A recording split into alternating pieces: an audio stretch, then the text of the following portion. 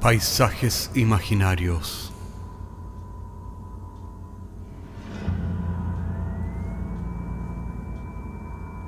Una producción Cortés Rojas.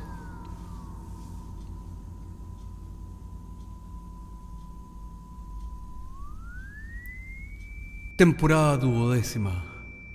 Episodio 1. 3 ritos. Bienvenidos a la 12ª temporada de Paisajes Imaginarios, donde nos adentramos a lugares insospechados que están mucho más adentro, detrás de la puerta. La historia de hoy es la de dos amantes que se reencuentran luego de 40 años para completar aquello que estaba inconcluso.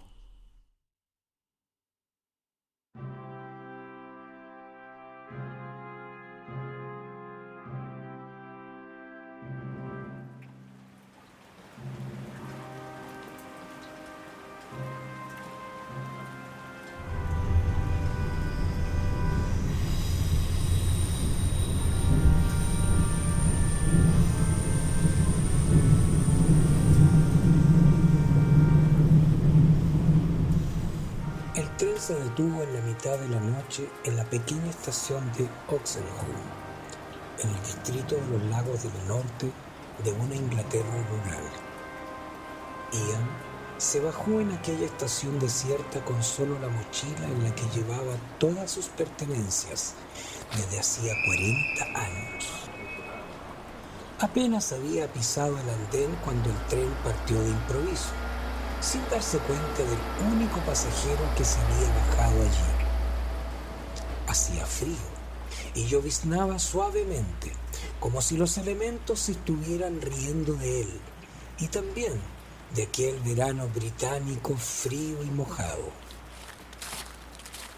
Pero Ian dejó la estación y caminó a paso rápido por Helmside Road, hacia el centro de la villa, sin preocuparse mayormente de las charcas y del barro.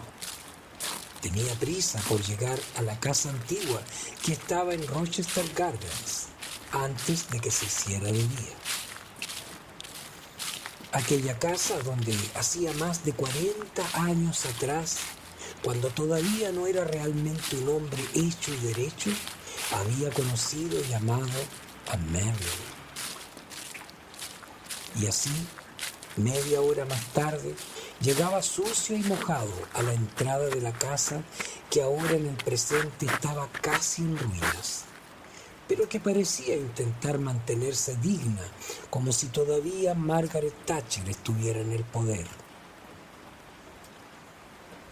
Por las ventanas de vidrios quebrados parecía llegar la luz tenue de una ampolleta desnuda, que la memoria de Ian visualizaba en la mitad de una sala de estar que solo existía en sus recuerdos. Pero ahora solo se veía la penumbra del presente. A pesar de que la casa parecía abandonada, Ian, seguro, golpeó la puerta varias veces.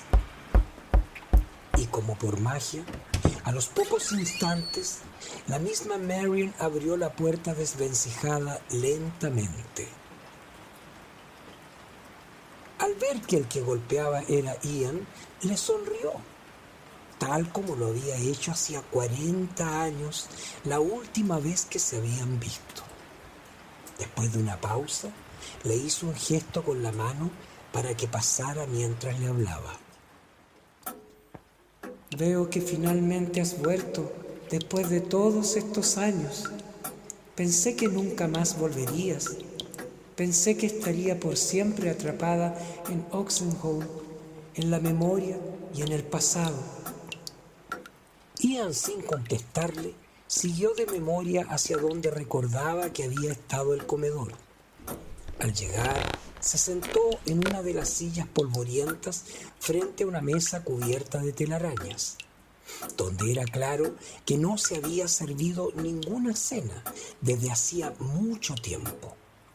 Afuera se escuchaba la lluvia permanente y desde el corredor que habían cruzado el sonido adicional de una gotera persistente.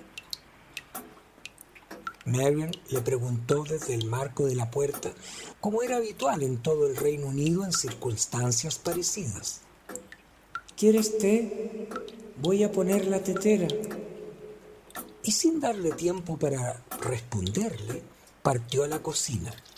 Llenó el hervidor eléctrico con agua, lo encendió y el hervidor se iluminó de un color naranja. A los pocos segundos comenzaba a hacer el sonido típico cuando el agua comenzaba a calentarse. Mientras el agua hervía, Marian puso un poco de leche en una jarra de porcelana que tenía el asa quebrada y la imagen de Lady Di y Carlos celebrando su matrimonio. También colocó 2 bolsitas de Tetley's en una tetera que naturalmente era del mismo set y que mostraba a la pareja real entrando en Westminster. Cuando el agua finalmente hirvió y el hervidor se apagó a los pocos segundos, Marian lo tomó, llenó la tetera hasta el tope y la llevó al comedor en una bandeja, junto con la jarra de leche y los 2 tazones.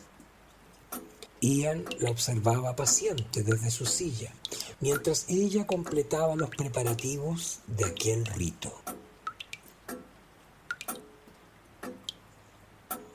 Mientras ella colocaba la bandeja sobre la mesa del comedor, él la miró a los ojos y le dijo: Marian, finalmente he vuelto después de todos estos años. Sé que fui un cobarde, pero es mejor tarde que nunca. ¿Me dirás ahora dónde tengo que ir? Es que nunca me enteré dónde. Nadie me lo dijo. Marian asintió con la cabeza y mientras lo miraba tomó la tetera y llenó los tazones, dejando suficiente espacio para no más de un chorrito de leche, como era lo habitual. Ian, siguiendo con el protocolo, tomó la jarrita y puso la leche en el que tácitamente ambos habían acordado era su tazón. La leche se mezcló rápidamente y el té se tiñó de un café oscuro y profundo. Marian entonces le hizo otro gesto, esta vez indicándole el azucarero, aunque desde siempre sabía que él lo tomaba solo con leche. Pero aquella pregunta era también parte de la ceremonia. Y por supuesto, Ian, consistente desde siempre, negó suavemente con la cabeza. Luego de un sorbo pequeño, para no quemarse la lengua, prosiguió hablando. ¿Crees que sea posible saber dónde tengo que ir esta misma noche? Es que he esperado 40 años. Y no quiero seguir esperando. Marian lo miró por algunos instantes y luego caminó hacia la derruida alacena victoriana que estaba empotrada en la pared. Detrás de una vajilla de porcelana polvorienta sacó un saquito de arpillera que contenía dentro un antiguo paquete de cartas de tarot arrugadas. El reloj de péndulo dio entonces 3 campanadas. Aunque llovía y el cielo estaba lleno de nubes oscuras, estaba rápidamente aclarando el nuevo día, por lo que no había mucho tiempo que perder. Marian entonces se sentó frente a Ian y luego de tomar un sorbo de té negro y sin leche de su tazón, colocó la baraja frente a él para comenzar su segundo rito. Ian cortó sin dudar un instante con su mano izquierda. Marian tomó la baraja y colocó frente a él una fila de 3 cartas.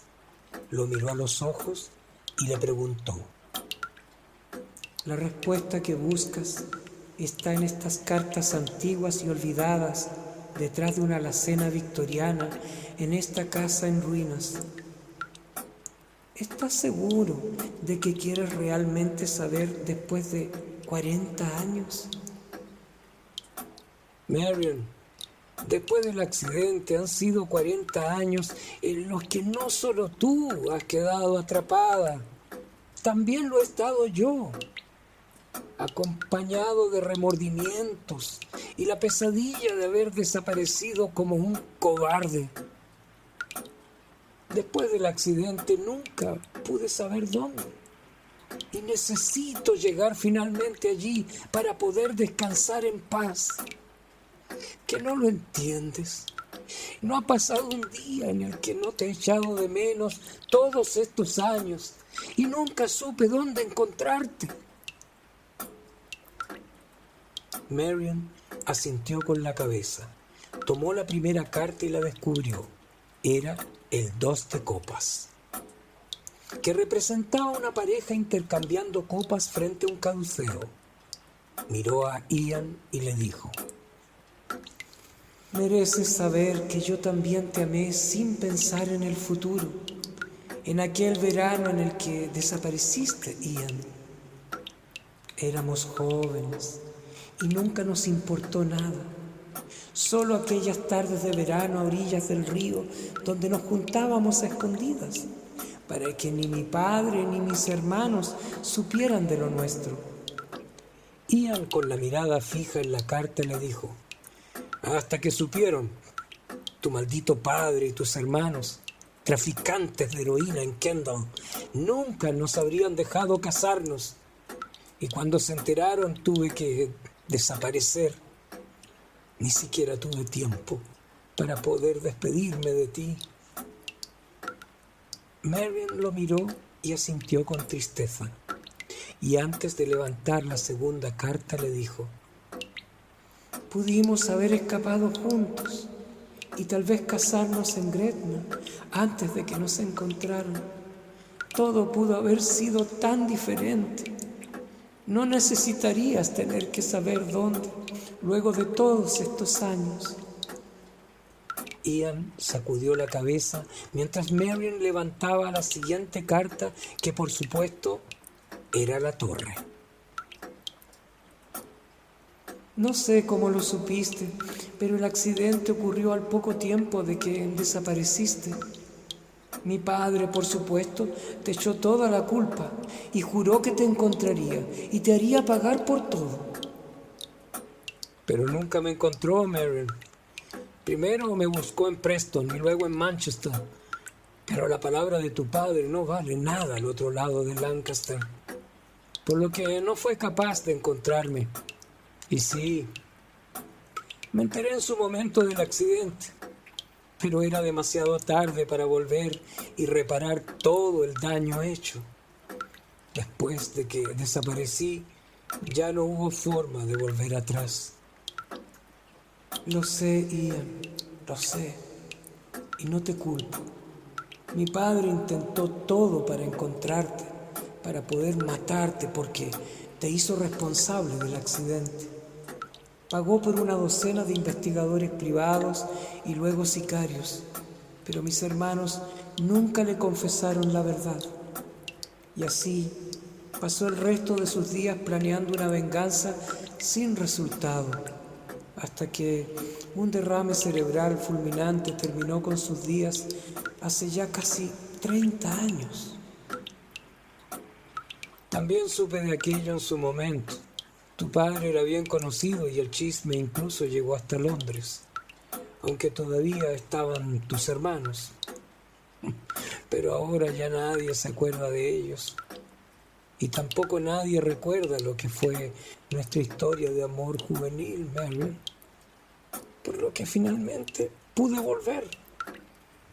Creo que todos estos años he estado equivocado.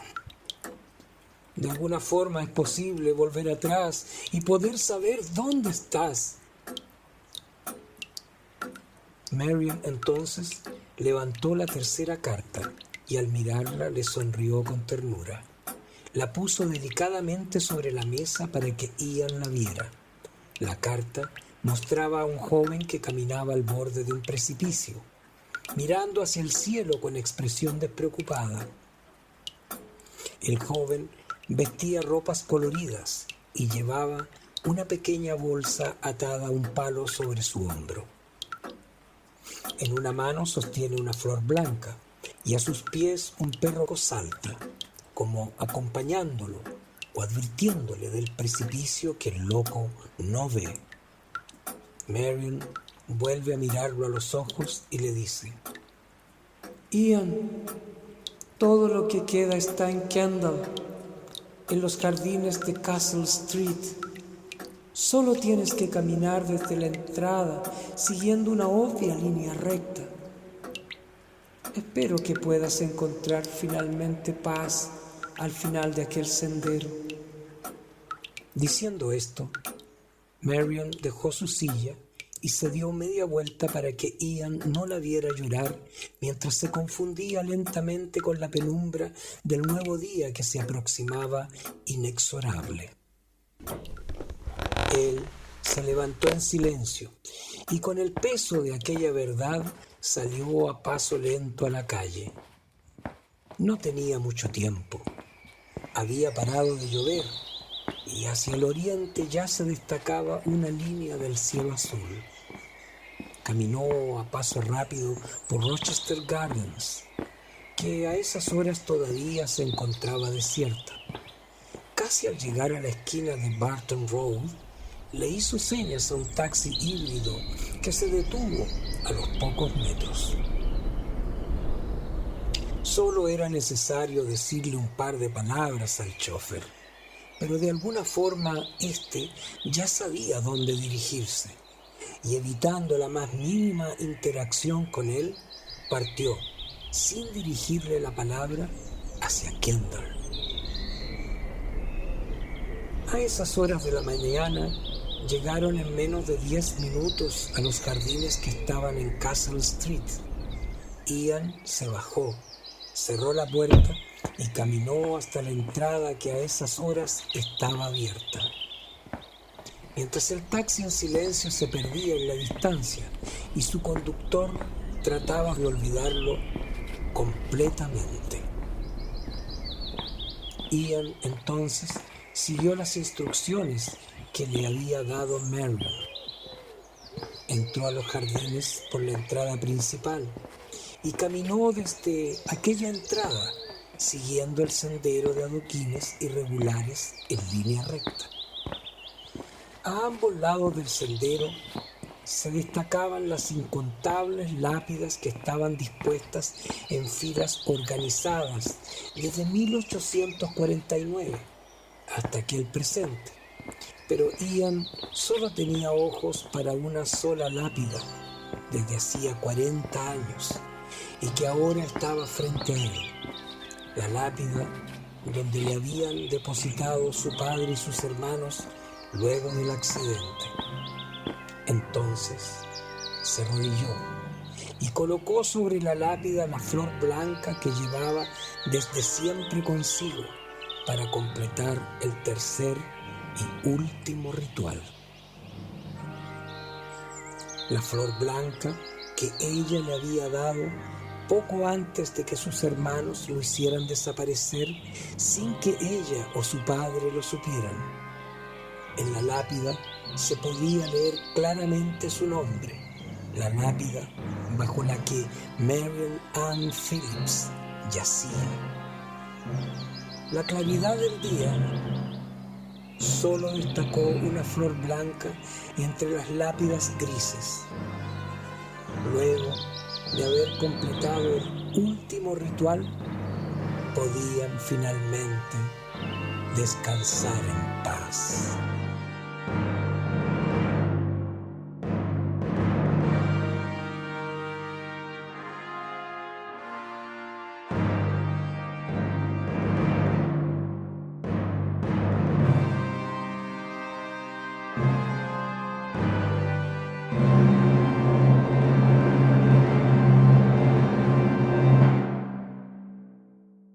Y cuenta la leyenda que en los jardines de Castle Street en Kendall, en la claridad que viene antes del nuevo día, todavía hoy se puede ver la silueta de un hombre al que le sigue un perro saltando entre las piernas. Hasta la próxima semana.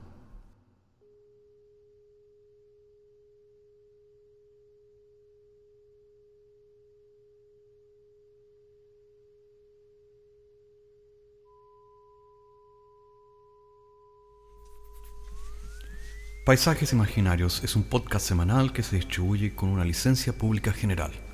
Puedes encontrarnos en iTunes, Spotify o donde quiera que escuches podcasts.